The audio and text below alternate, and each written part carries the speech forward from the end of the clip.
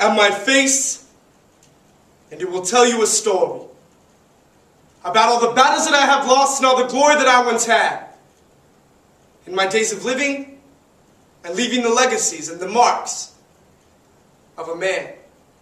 In regards to being a man, my father gave me one piece of advice and told me a story. The story went a little like, they say they created Eve from Adam's rib. Now, I was told she was created from his rib because it was the closest thing to his heart. And last, because the rib is tucked ever so nicely under his arm, that he would always protect her. I feel like I'd be the dad with all the answers, but I believe there's questions that every parent dreads of being asked by their children. So one day when my son walks up to me, he's going to be like, "Hey Dad, where did babies come from?" And I'll look him straight in the eyes and I'll say, "Son, babies like anything else, start with an idea." And he'll say, "Well, is it a good idea or is it a bad idea?" And I'll say, "Son, it's the best."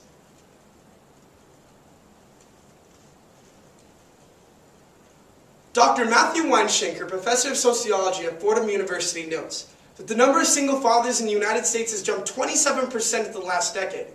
This shows that this growing number of men is now educating, nurturing, and ultimately raising our upcoming generations.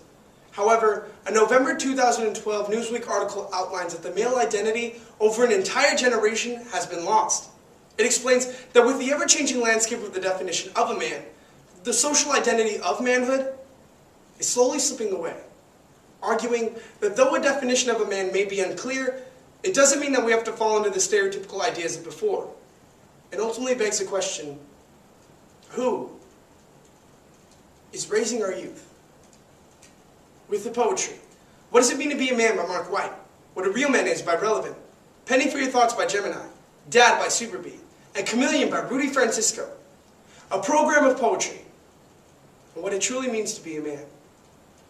Hey yo, excuse me, can I offer you a penny for your thoughts? Matter of fact, how about 3? One for you, one for me, and one for our minds engaged not so sexually. You see, as we're getting intimately closer to approaching the climactic altitude of this new mental sensation conversation, I'm trying to get to know you from the neck up.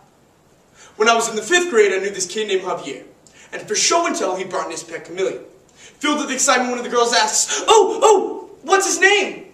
He replies, I call him Rudy. And when the class realized that me and the lizard share the same name, they break out into laughter until their jaws hit the floor. 20 years later, I realize the irony as it hits me over the head like an empty Heineken bottle inside this bar fight I call my life. You see, that was a real man. Because he was there for his woman. He owned up to his mistakes. He loved Eve with his whole heart. And he apologized for listening to that snake. See, these aren't your typical poetic prose. I'm trying to close the door of an all too familiar freaky foreplay game in which people have chosen to approach you. You see, while they're trying to get embedded in the fine fibers of your bed sheets, I'm trying to find and define the fine fibers in which your mind speaks. You see, I want to engage you by putting a 2-carat solid diamond and marrying your every thought. I want to lick every inch of every crevice so I can get an oral fix of every orifice and I can taste your passionate imagination. And then he asks me, Hey Dad, what does sex feel like? What the hell you been watching, little man? But, after I gathered my thoughts, I said, Son, sex feels like riding a bike. Except to the moon and listening to your favorite everything. But make sure you have the right bike. And make sure you're ready to pedal because it's not a short trip.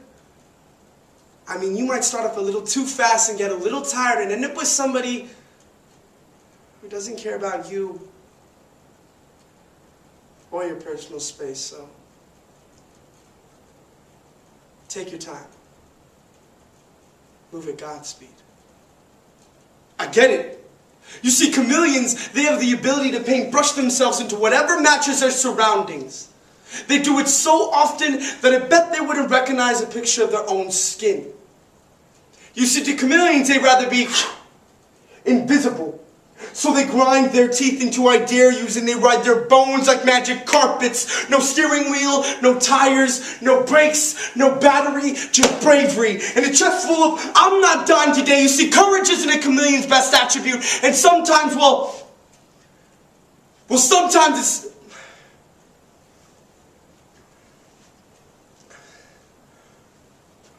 sometimes it's not mine either.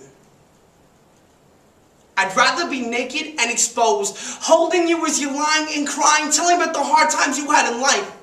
Telling me that you're so scared that you can't keep a relationship long enough to be called someone's wife. I want to hear the heart beats of your inner rhythms as it lead me to the warm web waterfalls of your feminine thoughts. And I'll swim within them from backstroke to breaststroke and penetrating every little entrance to your mind. You see, I'm trying to take out the time to figure out every little thing about you. I was mentored by men who turned yellow at the sight of swollen bellies filled with half their DNA. Taught that a woman was an underground railroad to masculinity. You see, these men treat women like subway cars. Like nothing more is a place to parallel park their genitals. A hole where we plant our seeds and leave orchards in our rearview mirrors. Are we there yet? Are we there yet? Are we there yet? He says. I'll say, are your feet still on the floor? Because if they are, then no, we are not. We'll know when we're there, when flying becomes as easy as falling. And I love you. And he says, well, Dad, what does love look like? And I said, it looks like you, just a little less fancy. And he said, well, Dad, you just got through telling me I look like God. And I said, exactly. And with all this God talk, he'll probably ask me something crazy like, hey, Dad, who does God pray to? You see, that is a dad.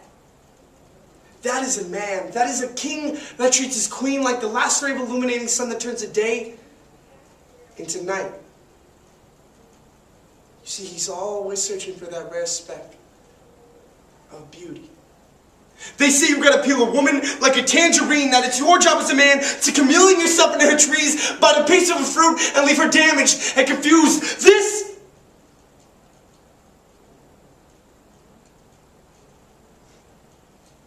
is an apology for all the women that I changed colors to get inside of. You see, I still haven't stumbled upon the definition of what it means to be a man, but I know we are hotels built a million war stories tall, and we carry around guitar cases that allow us to turn fear into our biggest instrument. And I said, son, all right, follow me on this one, okay, son? I said, God, he prays to bombs and to bullets, begging them to change their destiny, hoping that they would crash into stars because it's a lot better than breaking flesh. And he says, well, Dad, how do I pray? And I said, son, pray like you got a loaded AK-47 pressed against your temple by a hungry boy with metal fingers. Your knees are on the floor and your hands are in the air. You give everything and you take nothing. The universal scientists.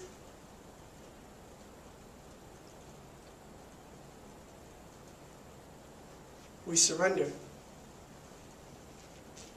And with that, I hope he says okay, because I want to be able to answer all of the questions that he has when he has them, and I don't want him to ever think that his dad is his Superman, because Superman even had problems answering questions that reminded him he was only half human. So I stand here before you, ready to trade in all these sexual acts we perform to reform the foundation and basis in which our relationship was built on. So I reiterate my opening statement. Can I offer you a penny? For your thoughts. And I know our hands break things as more often as we fix them. But we have to remember that masculinity is a family heirloom that has been passed down for generations. And we have to ask ourselves, men,